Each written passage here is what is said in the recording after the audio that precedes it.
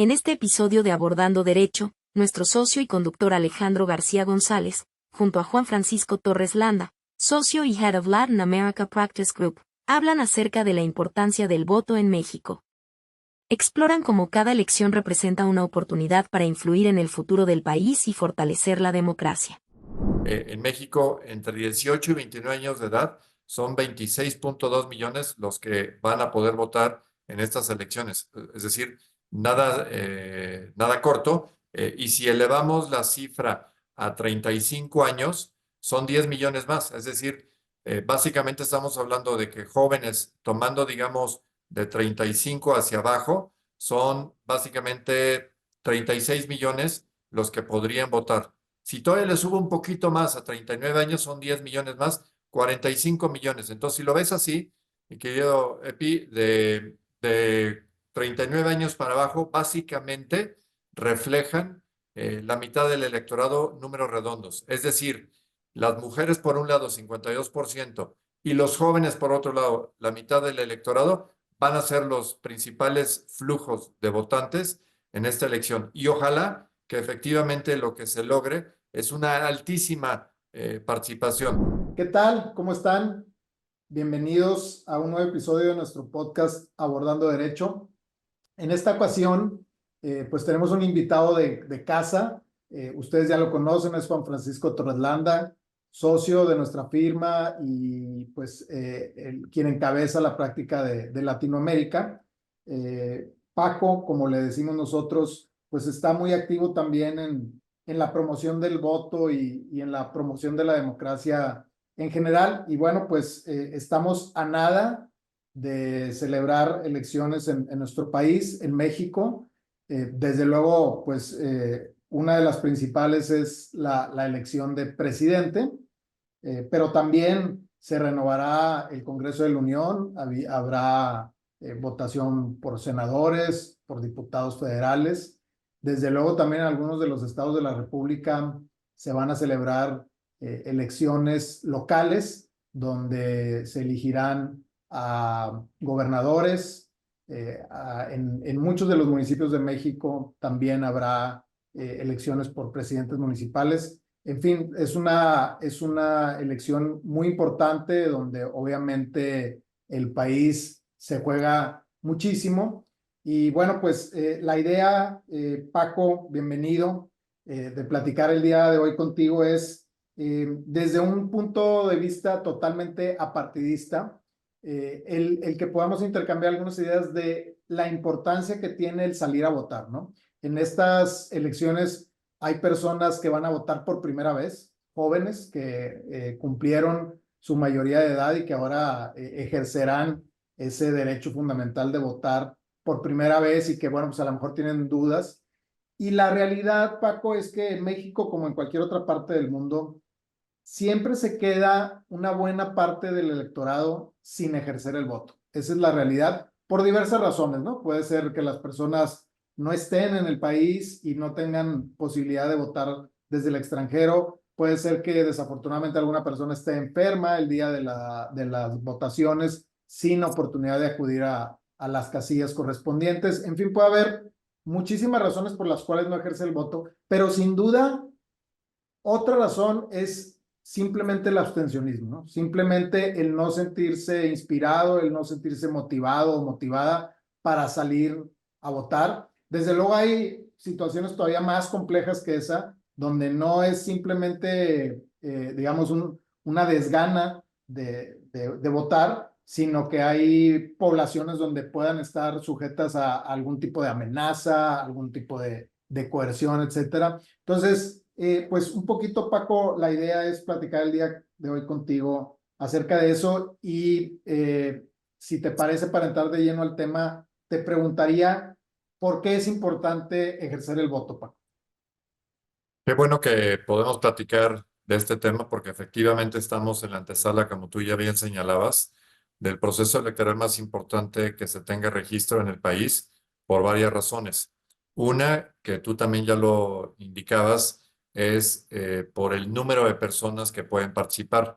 De hecho, la lista nominal que el INE confirmó a principios de año rebasa los 100 millones de potenciales votantes.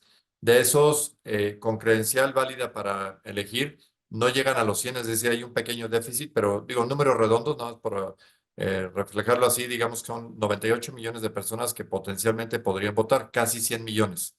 Eso nos da una idea de la magnitud de esta elección, que es la más grande que se tenga registro en el país y de las más grandes a nivel, digamos, internacional.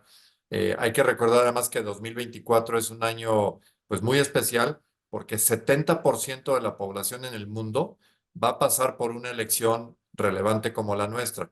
En nuestro hemisferio destacan el caso de Estados Unidos y México, que además, como habrán de saber, solamente una vez cada 12 años coinciden las elecciones para presidencia en nuestros países. Y este es uno de esos años, así es que las estrellas están alineadas para que haya una elección muy importante, como la quieras denominar. Dentro de esos 100 millones de potenciales votantes, y repito, estoy redondeando la cifra, hay varios datos que son importantes. Uno es que, como reflejo de la condición demográfica del país, hay una mayoría de mujeres. Básicamente son 51 millones de mujeres versus 48 millones de hombres, repito, números redondeados, de los que aparecen en el padrón electoral. Entonces hay una mayoría de mujeres y no por ello significa claramente que cuando se dice que las mujeres son el sector poblacional que va a definir el rumbo de la elección, es totalmente cierto. Numéricamente, las mujeres tienen la absoluta mayoría del electorado y por lo tanto la decisión de las mujeres será crítica en el resultado como tal. Hay que igualmente señalar que en la escala, digamos, por edad cronológica, hay una importante participación de los jóvenes. Y sé que ese es un tema que nos habrá de ocupar en esta entrevista, pero de entrada sacar el dato de que en México, entre 18 y 29 años de edad, son 26.2 millones los que van a poder votar en estas elecciones. Es decir, nada corto. Y si elevamos la cifra a 35 años, son 10 millones más. Es decir, básicamente estamos hablando de que jóvenes tomando, digamos, de 35 hacia abajo, son básicamente 36 millones los que podrían votar. Si todavía le subo un poquito más a 39 años, son 10 millones más, 45 millones. Entonces, si lo ves así, mi querido Epi, de 39 años para abajo, básicamente reflejan la mitad del electorado números redondos. Es decir, las mujeres por un lado 52% y los jóvenes por otro lado la mitad del electorado van a ser los principales flujos de votantes en esta elección. Y ojalá que efectivamente lo que se logre es una altísima participación. Y la gente dirá, bueno, ¿y qué importancia tiene de que sea alta, baja, media, etcétera, la participación? Mira, en las condiciones actuales del país es muy importante que la participación sea alta. Yo diría, en cualquier situación sería idóneo que fuera alta. ¿Y por qué? Hay una referencia que circula en YouTube y que cualquiera de nuestros escuchas pueden revisar, de una imagen en base a cartones y huevos, donde uno explica cómo es posible que determinado número de votantes puedan decidir el resultado de una elección. Y básicamente esa caricatura lo que te hace ver es que si hay personas que no participan, si hay personas que nulifican su voto, si hay personas que votan equivocadamente, y ahorita vamos a explicar formas en que se puede votar equivocadamente, al final del día lo que sucede es que la decisión final de la votación se llega a reducir tanto entre un grupo tan compacto que resulta que una minoría de personas deciden por el cúmulo de toda la población. Y eso no es democráticamente óptimo porque la legitimación en el resultado es distinto si tienes un 10% de participación que si tienes un 70 o un 80% de participación por razones numéricas muy obvias, que es decir, cuántas personas fueron las que optaron por determinada opción A, B o C en determinado puesto de elección popular y cómo es que efectivamente se logra saber cuál porcentaje de la población total que estaba capacitada, que estaba habilitada para votar, fue la que eventualmente decidió ir por esa opción. Recuerden además que en nuestro régimen jurídico electoral hay, digamos, temas que son de avanzada y otros no tanto. Uno, por ejemplo, que se critica respecto al régimen electoral mexicano es que si bien es cierto, hay la obligación de votar, no hay sanción para quien no vote. En otros países, por ejemplo en Argentina, por citar alguno, sí hay sanciones por no acudir a votar. Hay sanciones donde puede haber alguna limitación o inclusive alguna multa por no acudir a realizar esta labor cívica. En nuestro país no existen las sanciones, pues más allá de que haya una crítica social o por el estilo, pero legalmente no hay esa sanción, lo cual será materia de otro debate. Pero lo importante, repito, es que no hay esa consecuencia por no acudir a votar. Pero el votar es relevante por esta cuestión de legitimación, por esta cuestión de entender bien que lo que no decida uno lo va a decidir alguien más por nosotros. La otra parte del componente en el esquema electoral mexicano es que los candidatos que ganan por mayorías relativas. Y me refiero a lo siguiente. Si hay un listado de electores para determinado municipio, alcaldía, distrito electoral, estado o el país completo, una opción podría ser que para ganar tendrías que tener una mayoría absoluta del porcentaje total de potenciales electores. Pero en nuestro país no sucede así.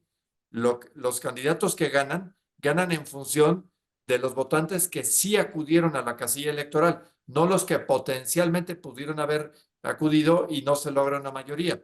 Entonces, potencialmente, digo, yéndome al ejemplo más extremo, simplemente por cristalizar el ejemplo, es si nadie en el país votara más que 10 personas de los 100 millones, esas 10 personas podrían decidir el futuro de todos los votantes que decidieron abstenerse en forma sistemática. Estoy exagerando, pero simplemente para entender por qué es importante ir a votar, porque solamente con el cúmulo masivo de votos se puede entender que haya una auscultación, una revisión amplia de realmente lo que el electorado en general prefiere a nivel municipal, estatal, federal, etcétera, según corresponda.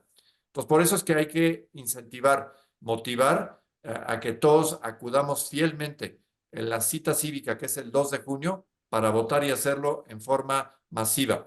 Y ya dijimos que hay sectores poblacionales, hombres, mujeres, jóvenes, edad mediana y gente de mayor edad, que se tiene que concientizar de por qué es importante ir a manifestarse, ir a dar nuestro punto de vista sobre las distintas alternativas y que sea un cúmulo amplio el que determine finalmente cuáles son los resultados, que esa noche y los días siguientes sabremos efectivamente quiénes son las personas que tuvieron el mayor voto y por lo tanto la decisión de ser electos para los respectivos puestos de elección popular. Muchas gracias, Paco. Con estas ideas introductorias que nos das, pues creo que podemos desprender muchos temas y si quieres, vamos abordando cada uno de ellos.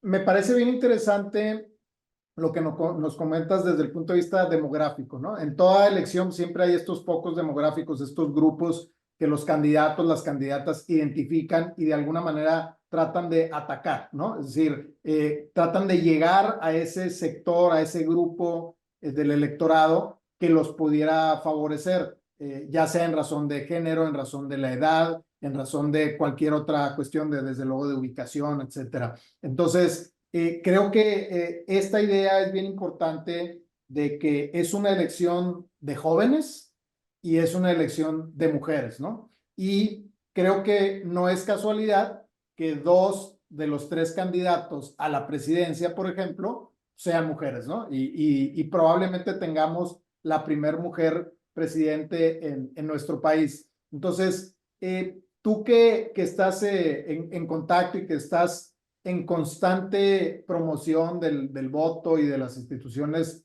democráticas, ¿qué ves que se necesita para incentivar a este grupo bien importante que es el de las mujeres y a este grupo bien importante que es el de jóvenes? Cada uno tiene intereses distintos, cada uno busca cosas distintas. Como decíamos, los jóvenes, muchos de ellos es la primera vez que van a votar o es la primera vez que a lo mejor ya les había tocado alguna votación, pero es la primera que les toca, a lo mejor ya están siendo profesionales, por ejemplo, entonces ya ven cosas distintas a lo mejor a cuando eran estudiantes y tenían 18, 19 años, etcétera. Entonces, ¿Qué ves tú, Paco, que hay que hacer para motivar a estos dos grupos en particular?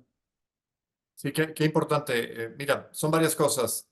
Uno es que para que las personas entiendan por qué es importante votar, hay que tomar en cuenta lo que está en juego. Y repito, en esta ocasión está en juego la Presidencia de la República, el Congreso Federal completo, 30 congresos estatales, están en juego 9 gubernaturas, incluyendo la jefatura de gobierno de la Ciudad de México, y más de 2,000 municipios.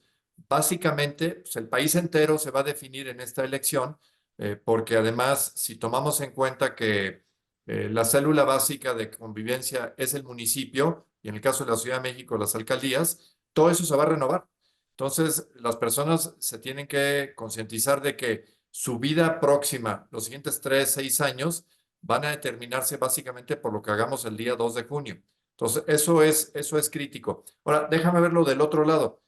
¿Cuál es estadísticamente y qué es lo que nos dicen los estudios respecto a las personas que por alguna razón deciden no votar? Y hay varios hallazgos que son interesantes, y que merecen atención para tratar de contrarrestar la razón por la cual no votan. Uno es, hay la estimación, pero es equivocada, de que los jóvenes que la primera votación se abstienen. Curiosamente no, los jóvenes, los primovotantes, tienen una propensión a ir a votar y hacerlo, entre otras cuestiones, a lo mejor por curiosidad, porque es la primera vez que lo hacen, lo que Por tú quieras. emoción. Sí, sí, sí, porque pues la voy a estrenar, ¿no? Voy a Claro. ver que le pongan el primer hoyito a mi credencial y demostrar que sí pude ir a votar. Donde hay una etapa, digamos, cronológica en que hay una mayor cantidad de votantes, son justamente la siguiente etapa de jóvenes, es decir, entre 25 y 35 años es donde encontramos una mayor propensión al abstencionismo. No sabemos si eso es porque hay cierta falta de entusiasmo, decepciones, lo que fuera, pero ahí hay una parte importante del abstencionismo. Otra parte importante, fíjate qué curioso, donde hay abstencionismo es a mayor preparación académica, menor propensión a votar, lo cual parecería ser ilógico de que una persona que cursó estudios universitarios, maestría o postdoctorados o doctorados, uno pensaría que, pues, que esas personas tienen mayor noción de la obligación cívica y acudirían masivamente a votar. Resulta que no, que de los más grandes porcentajes de abstencionismo se da en ese nicho, digamos, generacional. Otro reto a superar. Otra parte que también se revisa en la estadística electoral es que el sur del país tiende a votar más que el norte. Hay una mayor propensión a acudir a las urnas en el sur del país, digamos, de la Ciudad de México hacia el sur, que de la Ciudad de México al norte. ¿Por qué? Igual hay muchas definiciones, temas que tienen que ver con el clima, temas que tienen que ver con una cierta disasociación de los intereses locales versus los nacionales, etcétera. Pero todo eso está a prueba el 2 de junio.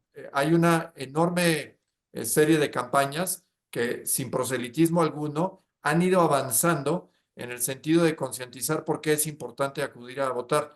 Y ya vemos quienes, esperemos no ilusamente, estamos confiados en que ante tal alud de información, muchas gentes romperán estas tendencias y efectivamente, cronológica, geográfica y estudiantilmente, van a acudir en forma masiva a votar, y eso es algo bueno. Déjame aprovechar para hablar de un par de elefantes en el cuarto. Para todos es sabido, y creo que no voy a revelar nada nuevo, de que en el país tenemos una crisis en cuanto a inseguridad se refiere. Hay básicamente, salvo 3 entidades que son Yucatán, Querétaro y Coahuila, todas las demás entidades, incluyendo la Ciudad de México, tienen problemas de inseguridad, y en algunos casos zonas enteras en que la delincuencia organizada ha hecho suya esa región, esa zona, ese municipio, esa parte del estado, y en algunos casos el estado completo. Eso es un elemento que es nocivo para una vida diaria, por supuesto, y todo lo que eso tiene aparejado, pero en el tema que nos ocupa hoy es muy nocivo para el libre ejercicio del voto. Y entonces habrá zonas en las que el propio INE ha reconocido la instalación de casillas y el desarrollo de la jornada electoral, pues va a ser complicado. Insisto, esperemos que sea la minoría de las veces y que no haya un efecto, digamos, disruptor importante. Pero ¿por qué hago este comentario? El comentario va por lo siguiente.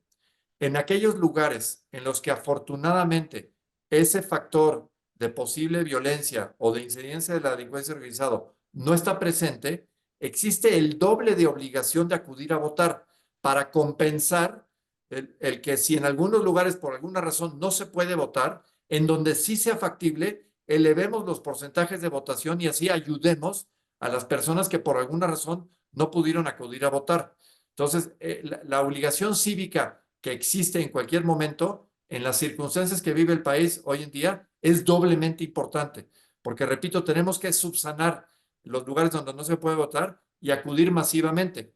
Fíjate que normalmente en las épocas electorales, digamos, de las elecciones presidenciales, los niveles de votos tradicionalmente llegan a subir hasta los 60%.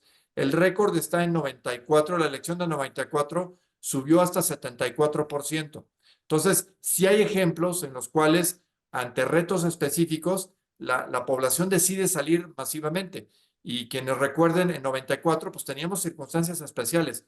Hubo un magnicidio, hubo algunos otros delitos importantes, la rebelión en Chiapas, una serie de circunstancias que hacían, digamos, que se respirara cierta incertidumbre y eso motivó que la elección saliera por encima de lo que es el porcentaje tradicional de los 60 y se subió arriba de los 70%.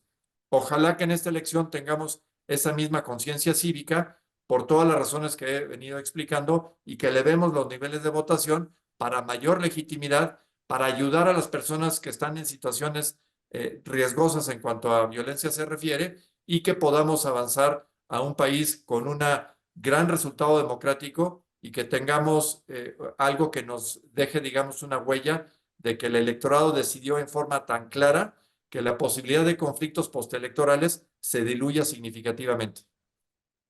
Coincido, Paco, y creo que salvo que literalmente vivas apartado y desconectado, no hay forma que no te enteres que vienen las elecciones, ¿no? Y además, no es de ahorita, esto lleva ya mucho tiempo y obviamente el INE también lanzó campañas para renovar tu credencial, etcétera, para que todo el mundo estuviera preparado para la votación.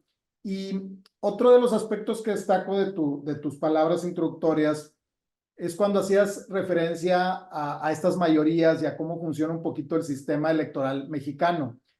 Parecería que el sistema nacional pues es un tanto sencillo y no por sencillo quiere decir que sea malo, ¿no? Simplemente es gana el que tenga más votos, punto. Independientemente de cuántos votaron, independientemente de cualquier otra circunstancia, gana el que tenga más votos, no hay segundas vueltas, no hay colegios electorales como por ejemplo sucede en Estados Unidos, donde tú puedes ganar una elección sin tener el voto popular, etcétera. Acá, el que tenga más votos es un todo o nada, es el que va a ganar. Entonces, me llevo yo eso que comentas, Paco, en el sentido de que si votan pocos, pues realmente esos pocos fueron los que decidieron por todos, ¿no?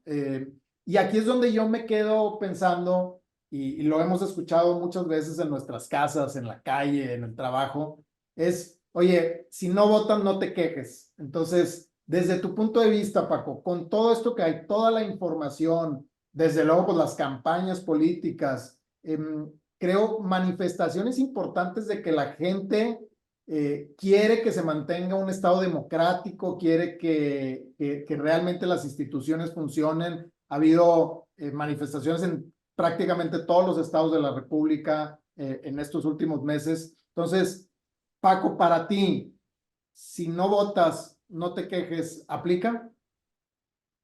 Sí, creo que alguien se podría ofender o pensar que el legítimo derecho de cualquier ciudadano implica la libertad de acudir a la casilla y votar como tal, o de abstenerse y no hacerlo. Y es una discusión, digamos, académica y yo diría hasta ética, moral, formidable. A mí, mi particular punto de vista es que, aunque respeto la diversidad de puntos de vista, me parece que es importante ir a manifestar la decisión de por quién quiere uno que rija su vida en el respectivo distrito, municipio, distrito, estado o el país como corresponda. Y me voy a explicar por qué. Además de lo que ya hemos venido diciendo, hay que señalar lo siguiente. primero, hay que informarse. Es decir, el ir a votar no significa simplemente un minuto antes echar una moneda y ver de qué color salió el color, digamos, respectivo y de esa manera votar. A mí me parece que con la información que existe hoy en día, con la disponibilidad de datos a través de la propia página del INE, en que uno se puede informar absolutamente de quiénes configuran, dónde están las coaliciones, quiénes son las personas nominadas en el lugar donde residimos, ya es difícil que alguien pueda argumentar que no tenía los datos a su alcance. Para todas las personas, incluyendo los que estamos en este medio en este momento y quienes nos van a escuchar, es una obligación primaria informarnos. Repito, porque nuestro voto debe ser informado. La otra parte del voto es que debe ser libre y secreto. Y el hecho de que sea libre tiene muchas implicaciones. Eso quiere decir que nadie puede coaccionarnos, nadie puede requerirnos o forzarnos o pretender influir en nuestra decisión de forma alguna. Más allá de lo que son las propagandas propias de los partidos, si alguna persona pretende ejercer alguna presión sobre nosotros, bien sea en un medio laboral, en un medio vecinal o abiertamente por violencia o algún tipo de intimidación, esas son conductas que están sancionadas y que se pueden y deben denunciarse. Entonces, para que quede claro. Y esa libertad y el voto secreto tienen también una excepción el día de la votación. Y eso quiere decir que yo tengo el absoluto derecho de que la forma en que yo determine por qué fórmulas, por qué partidos, por qué personas en las distintas boletas ejercer mi voto, no puede ser objeto de ningún tipo de referencia, revisión o intimidación.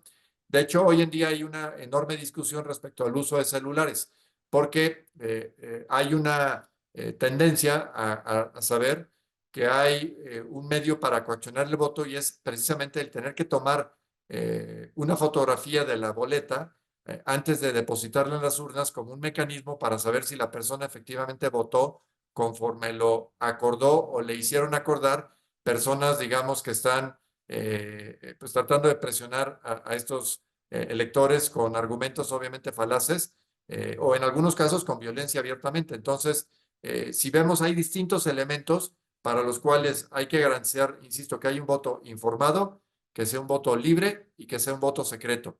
Cualquier cosa que se aleje de esos tres principios son cuestiones que tenemos que, desde el punto de vista de nosotros como abogados, tendríamos que habilitar que esto se revele, que se denuncie y que se sancione, pero que las personas sepan que tienen la ley a su alcance para que ninguna de estas conductas incida en la libertad, en la oportunidad y, como hemos dicho desde el principio, en la obligación de irse a manifestar. Repito, en forma informada. Revisen quiénes son las opciones, de qué manera son los programas, qué es lo que nos ofrecen y entonces sí, ya pueden decidir. Algunas personas deciden, por ejemplo, votar por las mismas siglas de corrido en todas las boletas. Es respetable, cada quien puede decidir cómo lo quiere hacer. Mi sugerencia es que se informen de cualquier forma qué es lo que ofrecen las distintas personas en las distintas fórmulas e informadamente determinen cómo van a ejercer su voto. Háganlo con tiempo, no se esperen al último minuto. Y de cualquier forma, evidentemente, acudan, lleven su credencial, estén dispuestos a cumplir con las medidas de seguridad, exijan que les marquen el pulgar y la propia credencial. Y bueno, sabrán que ese día habrán cumplido con una enorme obligación que tenemos. Por cierto, que no quiero dejar pasar el tema para decir que nos estamos concentrando en esta plática en señalar por qué es importante ir a votar el 2 de junio.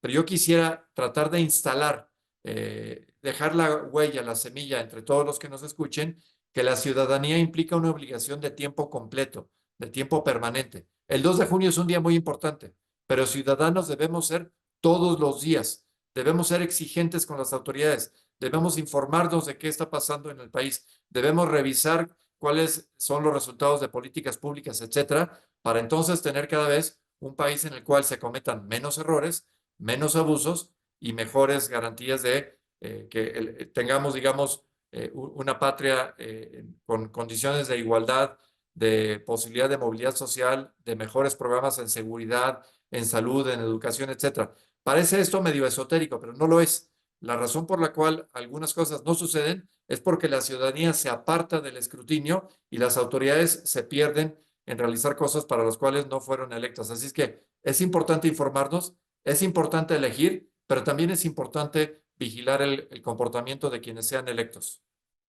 Paco, totalmente de acuerdo contigo. La verdad es de que escuchándote, pues no hay manera de no motivarse para salir ese día y ejercer ese derecho.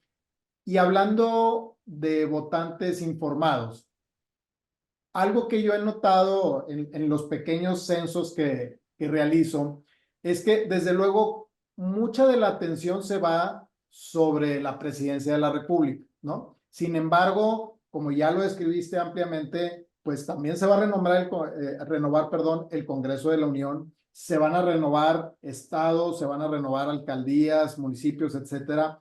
Y todo eso es fundamental y todo eso cuenta para mantener las instituciones democráticas, ¿no? Este sistema de contrapesos que prevé nuestra Constitución Federal es clave, ¿no? Es clave para evitar abusos de cualquier sentido, ni de un lado ni del otro. Simplemente que existen tres órdenes de gobierno para empezar, el municipal, el estatal, el federal, y también a nivel federal tenemos esta división de poderes entre el ejecutivo, el legislativo y el judicial, dos de los cuales van a tener esta renovación importante, ¿no? El ejecutivo y el legislativo. Pero mucha gente no le pone mucha atención a eso, ¿no? Mucha gente, pues a lo mejor todos saben o casi todos saben quiénes son los candidatos, candidatas a la presidencia o a lo mejor también a las gubernaturas, a las alcaldías, pero pareciera ser que en los legisladores no se pone mucha atención. Y esta parte es clave, ¿no? Porque al final del día, una vez y conforme quede configurado también el Congreso de la Unión,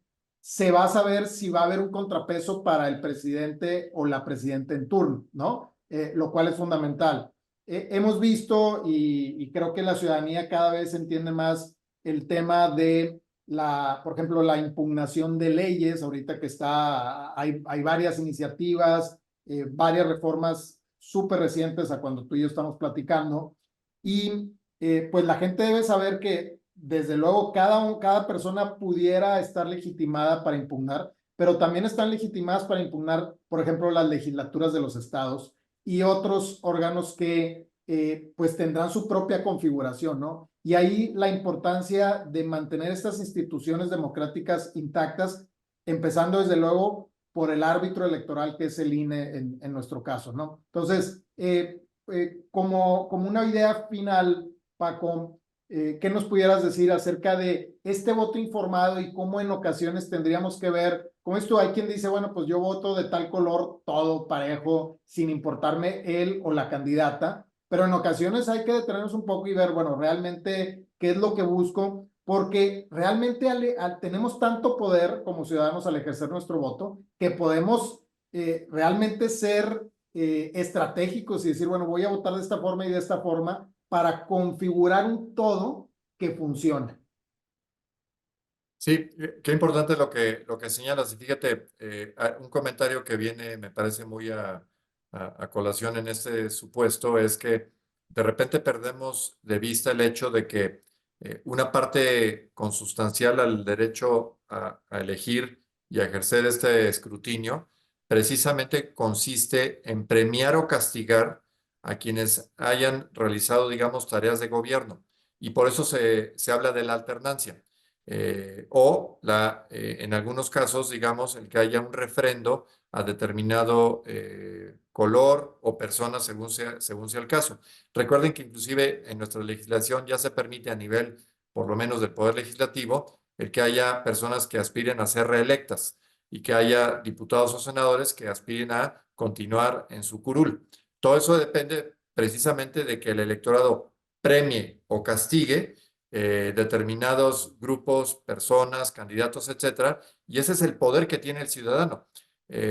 Insisto, se dice fácil, pero el ejercicio democrático presupone, y fíjense lo que le voy a decir, presupone el que resolvamos pacíficamente cualquier diferencia que tengamos en cuanto al comportamiento de determinadas tareas de gobierno, bien sea en el nivel ejecutivo o legislativo, y sea a nivel federal, estatal o municipal. Fíjense qué importante.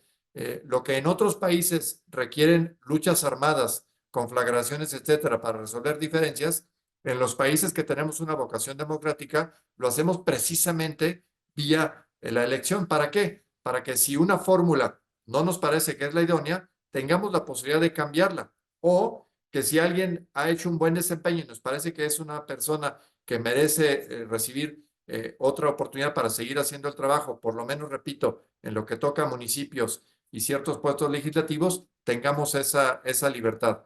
Eso es lo que encierra el informarse, determinar y decidir cómo vamos a ejercer esa posibilidad de elegir. Y efectivamente, parte de lo que ahorita, por ejemplo, está sobre la mesa y tendríamos que revisar con todo cuidado es que el instrumento básico de convivencia que tenemos todos los mexicanos se llama la Constitución Política de los Estados Unidos Mexicanos.